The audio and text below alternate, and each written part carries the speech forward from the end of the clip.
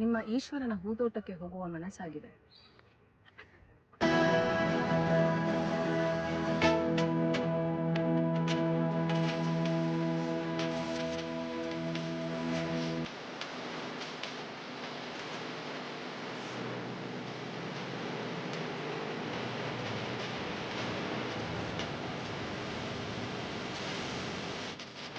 ಈಶ್ವರ ದೇವರು ಇಲ್ಲಿಗೆ ಬಂದಿದ್ದ? ಇಲ್ಲಿಗೆ ಬಂದದ್ದಲ್ಲ, ಇಲ್ಲೇ ನೆಲೆಸದ್ದು. ಈಶ್ವರ ಹೂದೋಟ.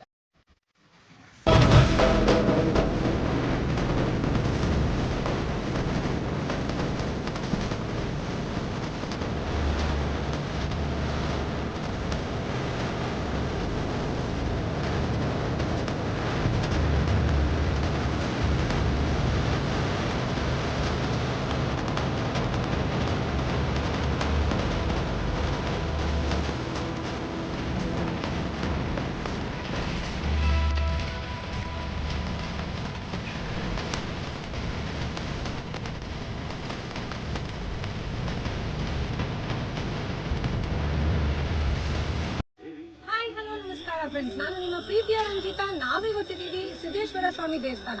ಸಿದ್ದಪ್ಪಾಜಿ ದೇವಸ್ಥಾನ ಅಂತಾನೆ ಫೇಮಸ್ ಆಗಿರೋ ಈ ದೇವಸ್ಥಾನ ಲೊಕೇಟ್ ಆಗಿರೋದು ರಾಮನಗರ ಜಿಲ್ಲೆ ಕನಕಪುರ ತಾಲೂಕು ಅಂಡ್ ಉದಾರಹಳ್ಳಿಲಿದೆ. ದೇವಸ್ಥಾನ ತುಂಬಾ ಪವರ್ಫುಲ್ ಆಗಿದೆ.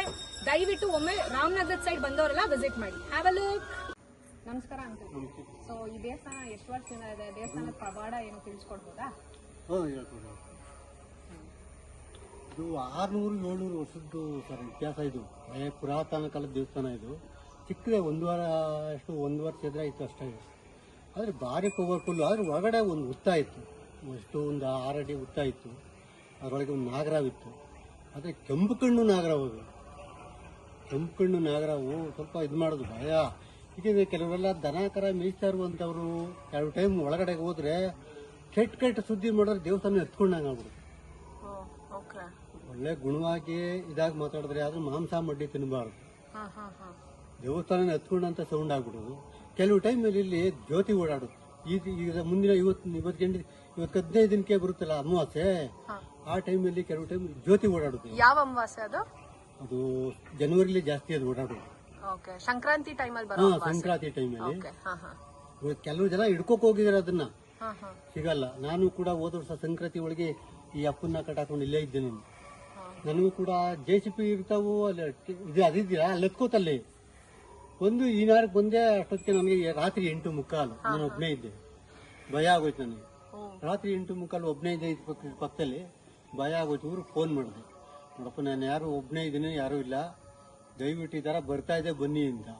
ಹಂಗಂದೇಟ್ಗೆ ಆಫ್ ಆದ್ದು. ಮತ್ತೆ ಹೇಳ್ಬಾರ್ದಾಗಿತ್ತಂತೆ. ಬಸವಣ್ಣನ ತಕ್ಕೆ ಬರೋದು ಇಲ್ಲ ದೇವಸ್ಥಾನಕ್ಕೆ ಬರೋದೋ ಗೊತ್ತಿಲ್ಲ. ಅದು ನಾನು ಹೇಳ್ಬರ್ತಂದ್ರೆ ನಮ್ಗೇನು ಗೊತ್ತಿಲ್ಲ, ಹೇಳ್ಬಿಟ್ಟು ನೀವು. ಅದರಿಂದ ಇಲ್ಲಿ ಭಾರಿ ಇದಿದೆ. ಇಂದು ಇಲ್ಲಿ ಸುಮಾರು ಜನ ಕೆಲವರು ಇಲ್ಲಿ ಬಂದು ಸ್ವಲ್ಪ ಅನ್ನ ಬೇಯಿಸಿ ಬೆಲ್ಲನ್ನ ಮಾಡಿಕೊಂಡು ಇವತ್ತು ಹೊರಗಡೆ ಬೆಂಗಳೂರಿಗೆ ಹೋಗಿರುವಂಥವ್ರು, ದೇವನಹಳ್ಳಿಗೆ ಹೋಗುವಂಥವ್ರು ಕೋಟ್ಯಾಧಿಪತಿಗಳು ಆಗ್ಬಿಟ್ಟಿದೆ. ಅವರಿಂದನೇ ಇದು ದೇವಸ್ಥಾನ. ಅವರೇ ಕೊಟ್ಟು ನಮ್ಗೆ ಒಳ್ಳೇದು ಮಾಡಿದಾನಪ್ಪ, ನಮ್ಮನ್ನು ಬೆಳಕು ಮಾಡಿದಾನೆ ಅಂದ್ಬಿಟ್ಟು. ಏನು ಇಲ್ಲಿ ನಮ್ಮ ಗ್ರಾಮದ ದೇವಸ್ಥಾನ ಬರೀ 6.5 ಲಕ್ಷ ಆಗಿತ್ತು. ನಾವು ಸಿಂಪಲ್ ಆಗಿ ಕಟ್ಟುವ ಅಂತ ಬಂದು. ಆದರೆ ಜನಗಳು ಅಷ್ಟಾದ್ಮೇಲೆ ನಾನುಗಳು ಹೋಟೆಲ್ ದೇವ್ರು ಬಂದೇ ಹೇಳ್ತುಂಬಿಟ್ರೆ ಹೂವನ್ನು ಕೇಳಿದ್ವು ನಾವು. ಏಕೆಂದ್ರೆ 70 ವರ್ಷದಲ್ಲೇ ದೇವಸ್ಥಾನ ಕಟ್ಟಬೇಕು ಅಂತ ಮಾಡಿದ್ರು. ಒಬ್ಬರ ಕೈಲೂ ಕಟ್ಟಕ್ಕಾಲಿಲ್ಲ ಇದನ್ನ. ಈಗಿನ ಟೈಮಲ್ಲಿ ನಾವು ಹೂವು ಕೇಳಿದೋ, ಮೈಸೂರು ತಾವು ಒಬ್ಬರನ್ನ ಗುರುಗಳು ಕರ್ಕೊಂಬಂದು ಅವ್ರು ಬಂದು ಕರ್ಕೊಂಬಂದ್ಲೇ ಒಳಗೆ ತಪಸ್ ಕೂತ್ಕೊಂಡ್ರು 2 ಅವರು.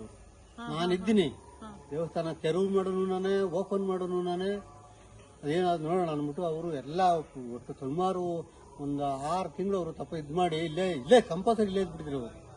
ಹೋಗುದು ಬರೋದು ಆ ಥರ ಮಾಡಿ ನಮ್ಗೆ ₹1 ಒಂದು ದುಡ್ಡಿಗೂ ತೊಂದರೆ ಆಗಿಲ್ಲ, ಒಬ್ರಿಗೂ ಒಂಚೂರು ಏಟ್ ಆಗಲಿಲ್ಲ. ವೆಹಿಕಲ್ ಐಟಮ್ ತರ್ಬೇಕಾದ್ರೆ ವೆಹಿಕಲ್ಲು ಪ್ರಾಬ್ಲಮ್ ಇದೆ. ಅಷ್ಟೊಂದು ಚೆನ್ನಾಗಿ ನಡೀತೀನಿ ಮೇಡಮ್. ಪಾವಾಡ ಇದೆ. Thank you uncle. ಆಯ್ತು.